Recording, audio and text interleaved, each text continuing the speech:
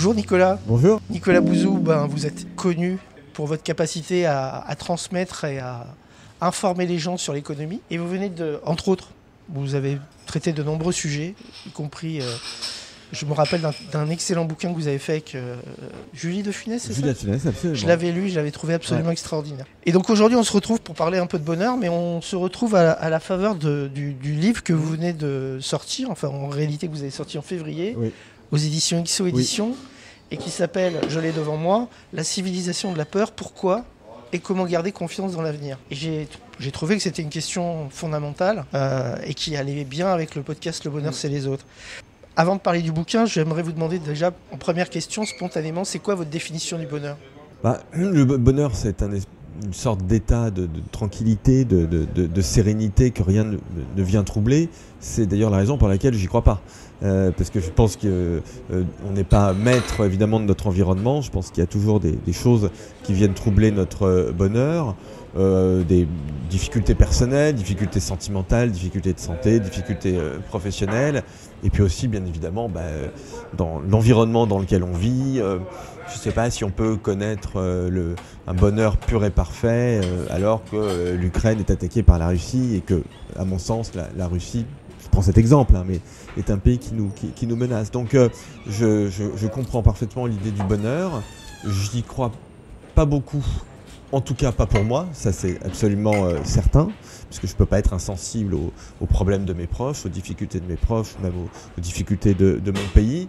En revanche, je crois beaucoup à l'idée de la joie, telle que l'a définie Clément Rosset, c'est-à-dire en quelque sorte comme une forme, comme un sentiment réactif, c'est-à-dire qui vient pour le coup s'appuyer sur des difficultés et qui nous aide à les traverser. C'est-à-dire que j'ai remarqué dans ma vie que les moments où j'avais des difficultés, sentimentales, de santé, etc., n'empêchent absolument pas les moments de joie, au contraire. Et, donc ça, c'est quelque chose auquel je crois beaucoup. Notre capacité à connaître des moments de joie, et donc à être heureux, y compris quand on traverse des moments difficiles.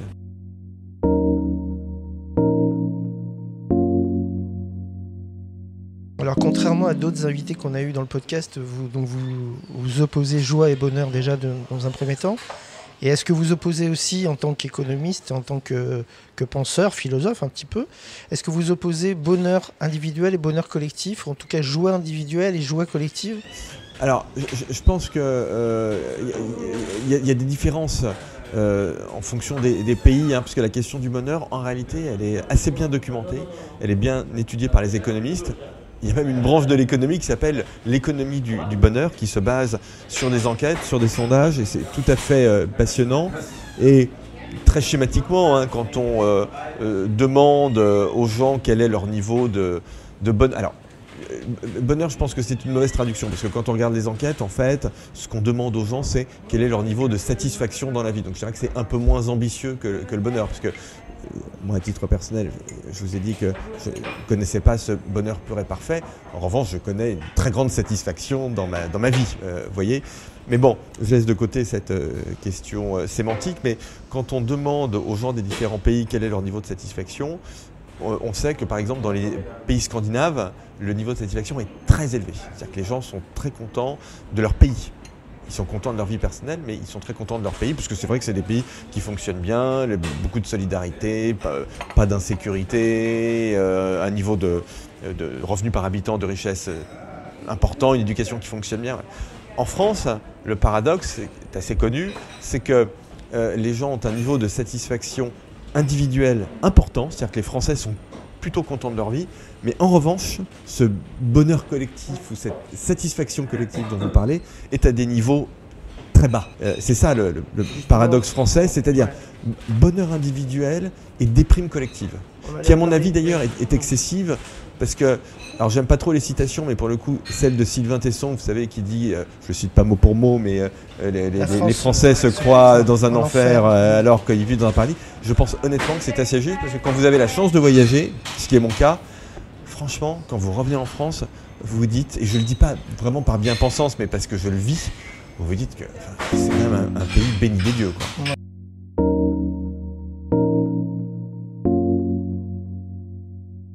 On aura l'occasion de revenir sur ce point parce qu'effectivement, je dis souvent dans mon podcast qu'on est le 3e pays le plus pessimiste du monde. Voilà, exactement, et plus que l'Irak ou que l'Afghanistan. Oui, devant l'Afghanistan. Ouais, c'est ça. Absolument ébouriffant. Quand on y réfléchit 2 secondes, ça n'a pas beaucoup de sens, honnêtement. Voilà.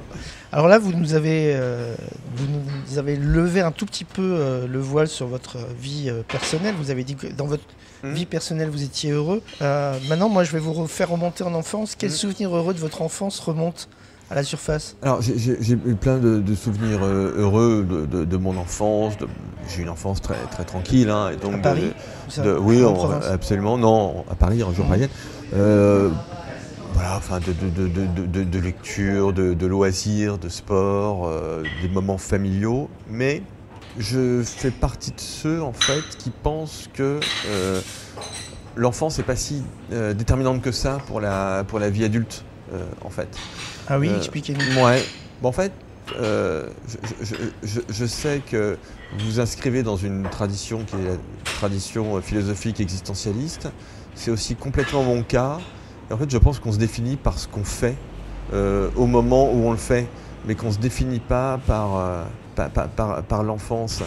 Je vous cite une anecdote personnelle, pardonnez-moi, je déteste faire ça, mais c'est un peu aussi l'esprit de votre podcast.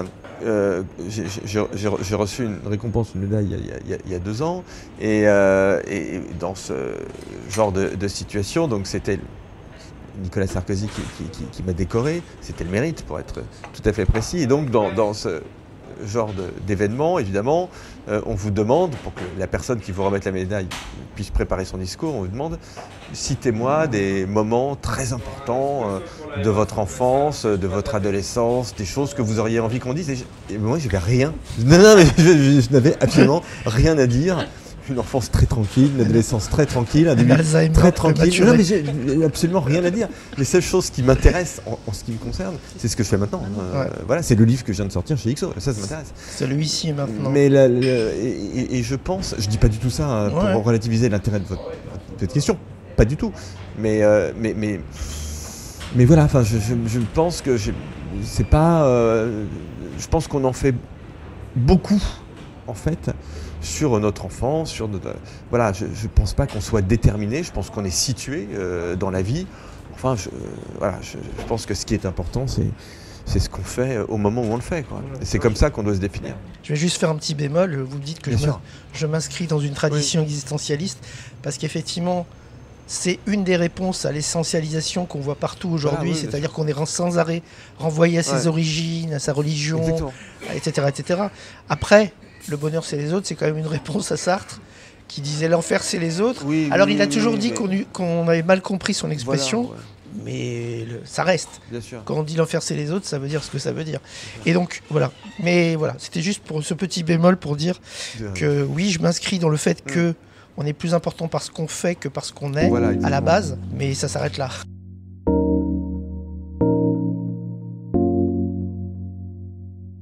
Alors je sais que vous aimez énormément lire, vous aimez aussi la culture en général, le cinéma, les théâtres, etc. C'est quoi le livre, le film ou la pièce de théâtre qui vous a vraiment marqué de façon indélébile, ou encore l'auteur, parce que des fois c'est difficile d'isoler une œuvre? Il y en a plein, il y en a vraiment beaucoup, mais alors comme ça je vous dis les choses comme elles me viennent, parce que j'ai pas réfléchi, mais mais dans les romans, dans les auteurs contemporains, Mario Vargas Llosa, parce que en fait ce que j'aime beaucoup dans la littérature, même ce que je valorise le plus, c'est quand je ressens un choc intellectuel et un choc esthétique, les deux, hein. Et un livre comme la Fête au bouc par exemple, sur la dictature de Trujillo à Saint-Domingue, voilà, c'est très exactement ça, c'est-à-dire que c'est à la fois une réflexion philosophique très profonde sur sur le droit, sur la politique, et en même temps un roman qui est écrit avec une très grande, qui est très sophistiqué du point de vue narratif, vous voyez, donc je vous dirais ça. Mais non, sinon, alors là aussi, comme ça me vient, mais je vais être très classique, mais je trouve que Madame Bovary de Flaubert est un roman, mais d'une modernité mais absolument incroyable, parce que en fait le sujet c'est c'est les erreurs qu'on commet dans notre vie personnelle et l'ennui du couple et comment on met fin à l'ennui du couple. Et je trouve que, d'ailleurs, c'est un roman qu'on fait lire aux jeunes et on a tort parce que c'est pas une préoccupation quand on a 15 ou 16 ans, c'est vraiment pas le sujet. C'est une préoccupation de vieux. Qu'on a, en tout cas du mur de personnes mûres. Et je trouve que c'est absolument fascinant. Il y a un philosophe contemporain que je lis beaucoup, qui n'est pas très connu en France malheureusement, c'est un philosophe espagnol qui s'appelle Fernando Savater, qui notamment a écrit un livre, qui a été traduit en français, que je trouve, c'est un petit livre qui fait 120 pages, d'une profondeur extraordinaire, qui s'appelle « Choisir, la liberté ». En fait, ce que signifie ce livre, c'est que, et on en revient à ce qu'on disait tout à l'heure, ce qui nous détermine, ce sont nos choix. En fait, et donc c'est notre liberté. Voilà. Et ça, je trouve que cette idée est absolument fascinante. Moi, je m'attendais à ce que vous me citiez Philippe Muret, vous voyez. Ouais. Ah non, c'est trop conservateur pour moi. Ah, trop conservateur pour vous. Ouais. D'accord. Il a eu plusieurs. Oui, bien sûr, il a eu plusieurs époques. J'aime beaucoup, mais trop conservateur. Et puis si, j'ai oublié. Non, mais le livre qui, alors là, carrément, j'aurais dû vous le citer en premier, mais m'a fait embrasser une carrière intellectuelle. C'est un livre de Jean-François Revel, c'est ses mémoires, un livre qui s'appelle Le voleur dans la maison vide, que j'ai relu, je sais pas, 25 fois, 30 fois, et qui est un livre qui est à la fois un livre intellectuel, un livre très bien écrit, un livre sur ses idées, mais aussi un livre qui, moi, m'a incité à avoir une vision globale du monde, puisque Revel, il parle à la fois évidemment de liberté, de journalisme, d'amour, de vin, de nourriture, d'histoire de l'art, parce qu'il a une période où il s'est beaucoup consacré à l'histoire de l'art aussi. Donc c'est une espèce de livre global qui est sans doute le livre de toutes mes lectures qui m'a le plus marqué. Et comment vous comprenez qu'aujourd'hui il soit à ce point-là peu cité, peu connu, alors que, bon, je vais pas être désobligeant, mais que son fils qui est moine tibétain, lui, il est connu du monde entier. Oui. Alors il a un autre fils d'ailleurs, Nicolas, que je connais bien aussi, qui est PHP, les hôpitaux publics, oui, donc c'est un haut fonctionnaire qui fait honneur à la France et qui est quelqu'un d'absolument fantastique. Qui a été directeur de cabinet de Premier ministre, etc. Bon. Mais vous savez, alors en plus, il aurait eu 100 ans cette année. C'est vrai que la revue Commentaire vient d'en sortir beaucoup d'articles qu'il a fait dans le Commentaire et c'est absolument fantastique. Mais vous avez tout à fait raison, mais il ne faut pas être pessimiste par rapport à ça. Parce que regardez Raymond Aron, par exemple. Raymond Aron avait été un peu oublié d'une certaine façon. Et là, on voit qu'il y a eu un certain nombre de colloques, qu'on le redécouvre. On le redécouvre sans doute à la faveur d'ailleurs de la guerre en Ukraine et des craintes de l'emploi de l'arme nucléaire. Et vous parliez de Sartre tout à l'heure, je ne veux pas être désagréable, mais qui lit Sartre aujourd'hui? Franchement, très honnêtement, pas grand monde. Les romans de Sartre, personne ne les lit, parce qu'ils ne sont pas très bons, mais même la philosophie de Sartre, parce que j'ai fait la promotion de l'existentialisme, enfin c'était avant Sartre en réalité, donc c'est pas... Vous voyez, et en revanche, je pense qu'on lit beaucoup Raymond Aron aujourd'hui, vous voyez. Plus. Et d'ailleurs, dans mon livre, j'ai actualisé modestement un livre fantastique qui s'appelle L'opium des intellectuels, qui est quand même un livre très connu, vous voyez, qui est toujours lu aujourd'hui. Je pense que son livre sur Clausewitz est réétudié aujourd'hui. Vous savez, le fait d'avoir raison, moi je m'inscris dans une tradition intellectuelle de gens qui ont eu raison intellectuellement et moralement. Il vaut mieux avoir raison avec Caron Revel, bien sûr. Ouais. Et en fait, je pense quand même que, regardez Tocqueville, il avait été oublié aussi. Et puis François Furet l'a remis sur le... Et c'est très lu aujourd'hui, dans le monde entier. Hein. Il est lu en Chine, aux États-Unis. Mais il y a des cycles aussi. Il y a des cycles de passion et de détestation. Mais on voit par exemple en ce moment Kafka, pour citer un auteur qui n'est pas ni dans la politique ni dans l'économie. Kafka aujourd'hui est détesté par toute une partie de l'intelligentsia de gauche. Il y a des livres qui sortent pour le... Je crois que c'est Geoffroy de La Guennerie qui vient de sortir un livre contre Kafka. Exactement. Et donc, alors que, voilà, qui aurait dit il y a ne serait-ce que 10 ans que Kafka serait à ce point-là traîné dans la boue? Oui, vous avez raison. Cela dit, bon, après, le même Flaubert dont je parlais tout à l'heure, c'est vu par certains comme un écrivain bourgeois, réactionnaire. Il était libéral, hein, Flaubert, libéral enragé, pour reprendre les termes qu'il emploie dans sa correspondance. Voilà. Mais je me souviens de Maupassant aussi. Maupassant qui était l'auteur favori de Valéry Giscard d'Estaing, qui l'avait dit chez Pivot. Et du coup, parce que Valéry Giscard d'Estaing avait dit que Maupassant était son auteur favori, du coup, tout le monde disait c'est horrible, alors que Maupassant, c'est un auteur incroyable, remarquable. Bien sûr. Mais pour en revenir aux essayistes, on va dire, je pense que quand même, ceux qui ont eu cette rectitude morale et cette préscience du point de vue intellectuel, c'est quand même bien de lire des gens qui disent des choses intelligentes et qui ont eu raison.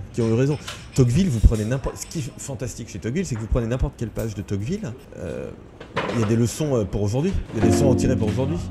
Donc c'est fantastique.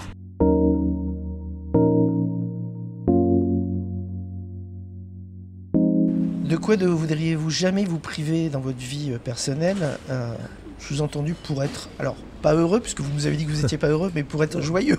Oui, enfin, pas heureux, je suis heureux, c'est la notion de bonheur qui vous pose problème. De quoi donc ne voudriez-vous jamais vous priver? Les relations avec mes enfants, moi, en l'occurrence, c'est ça le plus important. Oui, bien sûr. Voilà. Mais là, je dis vraiment rien d'original, parce que je pense que c'est quelque chose qui est très consensuel. Et puis, alors, pour être un peu très, très consensuel, mais un peu moins grandiloquent, quelque chose dont j'aurais beaucoup de mal à me passer, c'est la musique. Vraiment. J'aurais vraiment beaucoup de mal à m'en passer. Et vous écoutez quoi comme genre de musique? J'écoute surtout de la pop et la musique d'aujourd'hui. Par exemple, je suis allé il y a quelques jours au concert de Taylor Swift, qui a fait je crois quasiment la une de l'actualité, voilà. Et ça, ce genre d'événement, j'aurais vraiment beaucoup de mal. Alors ça m'apporte énormément de joie, mais même beaucoup plus que ça. Je trouve que c'est des moments absolument dingues. Et ça, j'aurais beaucoup de mal à m'en passer, par exemple. Là, typiquement, c'est un moment de bonheur collectif, c'est un moment de partage. Absolument. Parce que c'est pas simplement quelqu'un qui chante derrière un micro, c'est toute une salle qui réagit.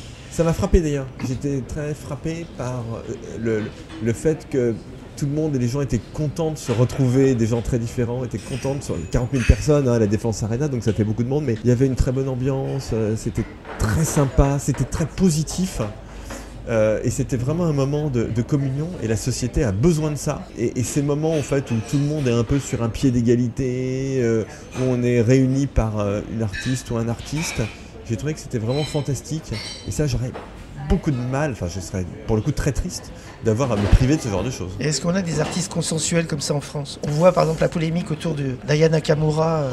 Est-ce qu'on a des artistes consensuels qui font l'unanimité comme Taylor Swift ou pas? Non, mais Taylor Swift fait pas l'unanimité. Elle fait pas l'unanimité, effectivement. Mais vous avez raison de dire que ce qui me frappe, c'est qu'aux États-Unis, elle rassemble beaucoup, puisque en fait, elle est partie de la country, donc on va dire, si je veux politiser, ce qui est un peu bête, mais on va dire une musique un peu républicaine, quoi, un peu de droite.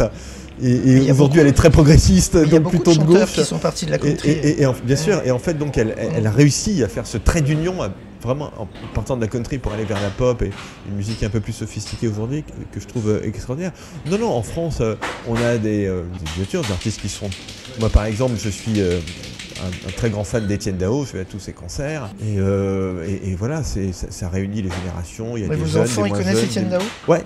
Oui, mais parce que vous leur avez fait écouter. Oui, mais je les ai même. Alors ma fille, je l'ai même amenée, je crois, elle avait 4 ans, je crois, je l'ai amenée à un concert et ils m'ont fait signer une décharge à l'entrée, je me souviens, pour pas qu'elle devienne sourde, etc.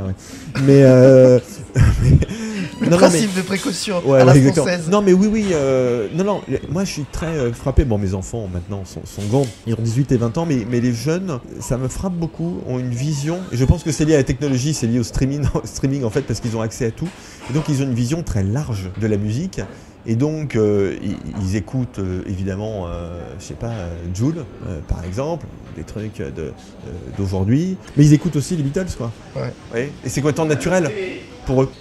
Alors justement, J'ai inauguré il n'y a pas longtemps avec une chanteuse qui s'appelle Almé, que vous connaissez probablement pas. Si, parce que j'ai écouté le podcast en fait. Ah d'accord.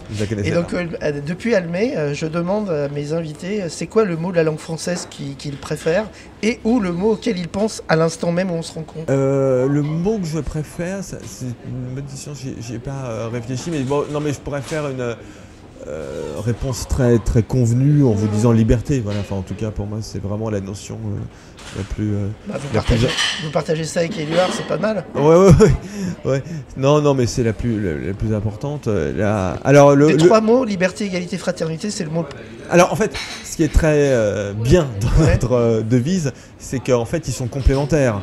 En tout cas, dans la vision française des choses. Mais vous voyez, c'est intéressant parce que je suis très sensible à l'égalité, mais je mets la liberté au-dessus. Et en fait, être libéral, je pense que c'est ça. C'est considérer que l'égalité et la fraternité sont des notions absolument centrales, mais c'est mettre quand même la liberté au-dessus. De la même façon, d'ailleurs, être socialiste, pour moi, c'est mettre l'égalité au-dessus de la liberté. Ça ne veut pas dire que je considère que les gens de gauche ou les socialistes n'ont pas de considération pour la liberté, pas du tout. Ce serait très sectaire de dire ça, et je déteste le sectarisme. Simplement, ils mettent, et c'est tout à fait légitime, question de philosophie politique, ils mettent l'égalité au-dessus. Moi, je mets la liberté au-dessus. Le mot auquel je pense tout de suite, c'est café, parce qu'on en a devant nous, parce que j'adore le café. Parce que je fais une très grande consommation de café, et on parlait de joie. Alors là, pour moi, franchement, mais boire un café le matin, ça me procure une immense joie, donc j'adore ça.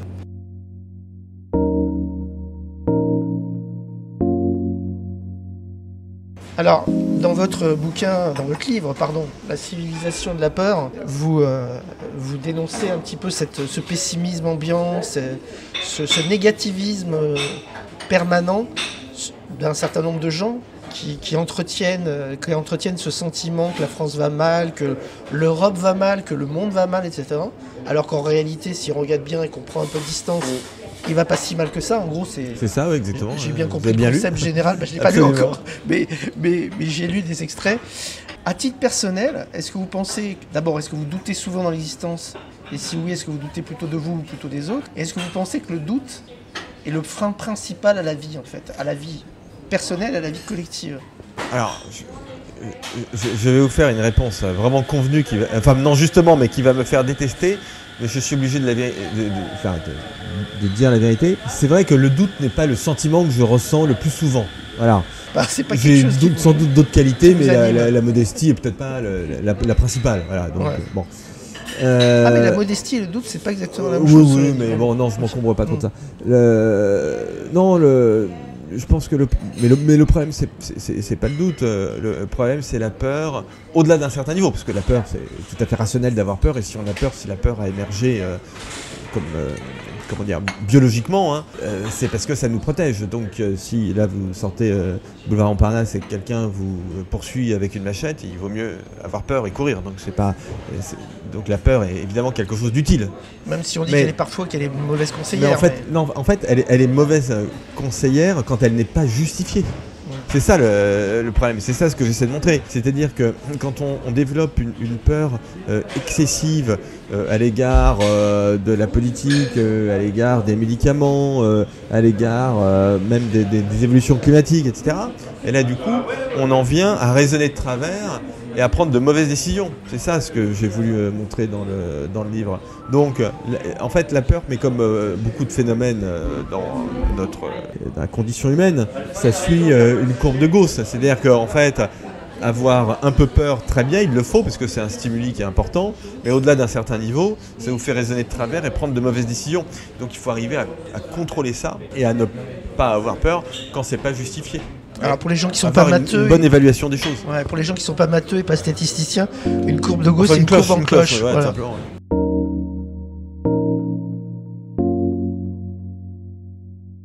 Alors justement, on y arrive. Pour quel défaut de vos contemporains vous avez le plus d'indulgence? Si tant est que vous en ayez de l'indulgence. Ah oui, beaucoup bien sûr. Non, mais tout ce qui est lié, à la vanité par exemple.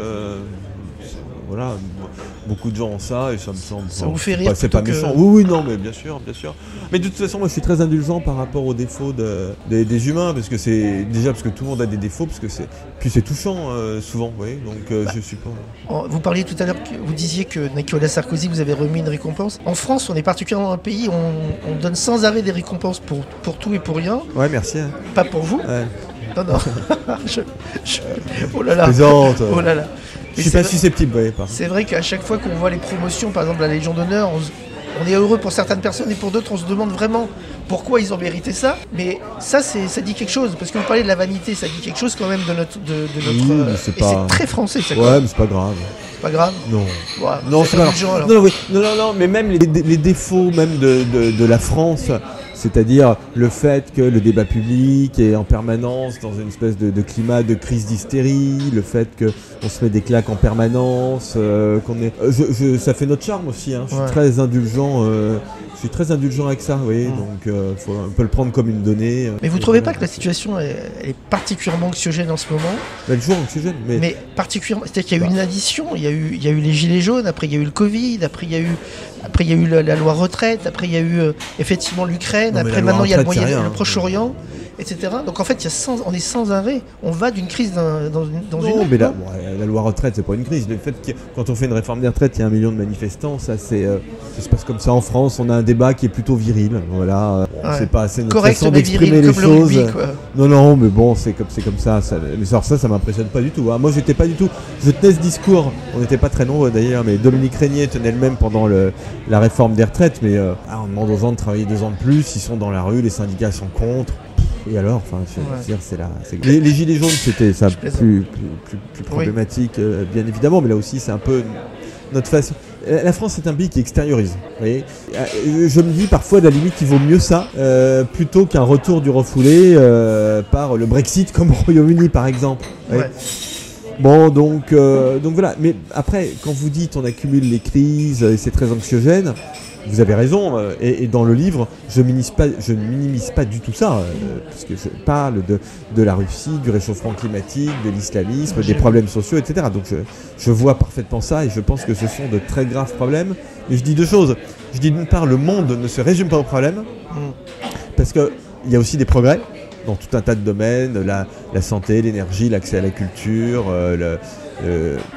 même l'éducation en fait. Si on regarde les statistiques. Et la deuxième chose, c'est que je pense qu'on sous-estime notre capacité à régler les problèmes.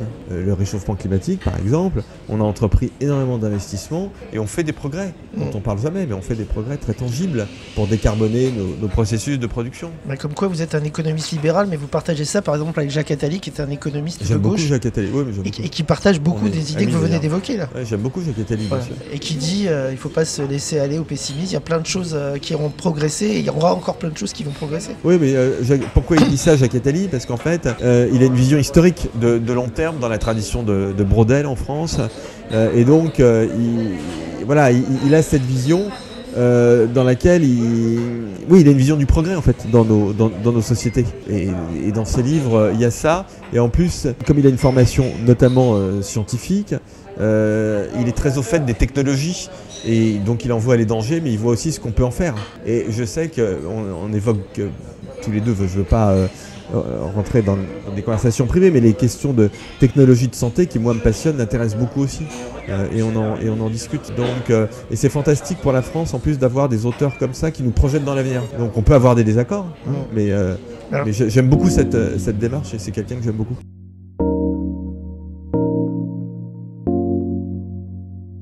Justement, la question qui vient, on en a parlé tout à l'heure, on a parlé de pessimisme et d'optimisme. Ouais. Le fait que la France est un pays très pessimiste collectivement et plutôt optimiste individuellement. Vous, qu'est-ce qui vous rend optimiste pour l'avenir? Et j'aurais une petite question dans la question, parce que j'ai rencontré récemment une spécialiste d'intelligence artificielle, et elle me disait, en fait, il y a à la fois des choses extrêmement intéressantes dans l'IA, et à la fois des choses dont il faut entre guillemets se méfier. Vous, quelle est votre vision de la chose? Alors déjà, je réfute en ce qui me concerne les catégories de pessimisme et d'optimisme, parce que pour moi c'est des humeurs, et en fait je suis plus prétentieux que ça, c'est-à-dire que je pense que mon livre se base sur des faits et sur une analyse qu'on peut contester, on peut être en désaccord, mais c'est pas une question d'optimisme, je suis pas du tout optimiste.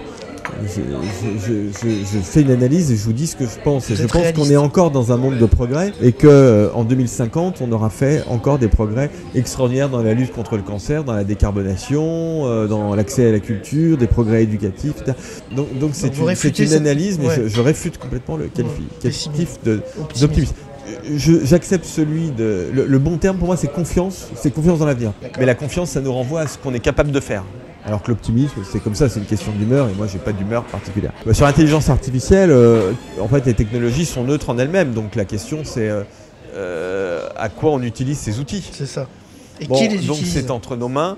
Alors vous me parliez tout à l'heure des auteurs, il y en a un que je lis beaucoup, que j'ai oublié de citer, qui est un romancier, mais qui a aussi, un peu comme Vargas Llosa, même s'il n'a pas écrit d'essai, mais qui est un grand libéral, un écrivain hongrois qui s'appelle Sándor Márai, qui est l'un de mes auteurs préférés, que je lis quasiment pas très connu, un peu tous les jours, non, pas très connu, qui est un peu, si je veux faire une comparaison, un peu un Stefan Zweig hongrois, voilà. Mais je trouve que c'est encore supérieur à Stefan Zweig en fait, et il a cette phrase que je trouve qui décrit l'humanité en quelques mots, ce qu'est l'humanité. Il dit l'humanité, c'est une potentialité. Alors ça, je trouve que ça résume tout, parce que ça nous définit, ça définit notre espèce, et ça veut bien dire que l'avenir est en soi indéterminé, et donc ça répond à votre question. C'est-à-dire que la question de l'intelligence artificielle, c'est qu'est-ce qu'on va en faire ?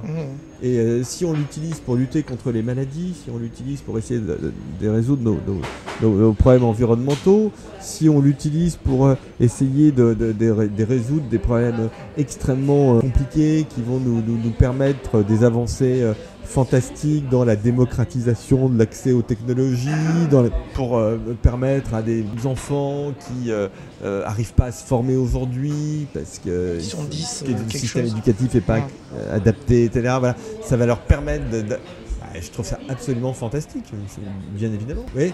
Donc l'intelligence artificielle, pour moi, c'est une promesse, c'est un outil, mais incroyable. Moi, je suis fan de l'intelligence artificielle, j'utilise beaucoup ChatGPT, etc. Je pense que ça peut être absolument fantastique. Donc, plutôt que d'ailleurs que de surintellectualiser le débat en se disant « Oh là là, mon Dieu, l'intelligence artificielle, on peut en perdre le contrôle, etc. » Tous ces débats un peu théoriques et un peu ésotériques, moi, j'ai plutôt envie de réfléchir à, en matière de santé, en quoi ça peut aider les médecins. Et comment on les forme aujourd'hui, comment on forme les médecins pour les acclimater à l'IA. Et donc pour décliner la pensée de ce romancier hongrois dont vous parlez, que vous me dites supérieur à Stefan Zweig, alors non, pour moi je dis c'est un peu par provocation. Ah bon, je le dis parce que Stefan Zweig est très connu, c'est pour ça. Et il est très lu, et Sándor Márai n'est pas très lu, c'est pour ça que je dis ça. Mais pour aller au-delà, je dirais donc en fait, pour vous, pouvoir c'est vouloir en fait. Pardon, je vous ai pas entendu. Pouvoir c'est vouloir.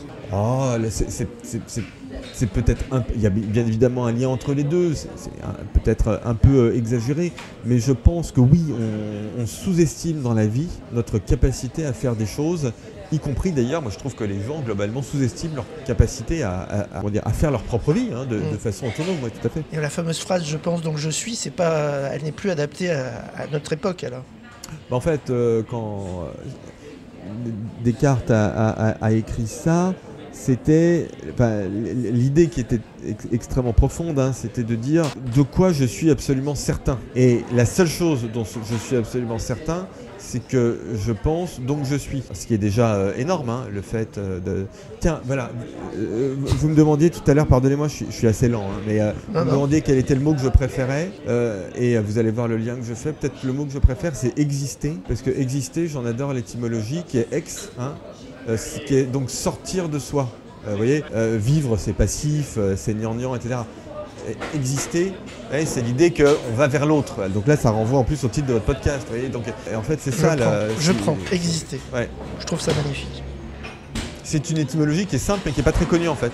Souvent, les gens n'y pensent pas quand ils emploient ce terme. Et qui n'a pas été totalement capté par l'existentialisme dont on parlait tout à l'heure. Ouais.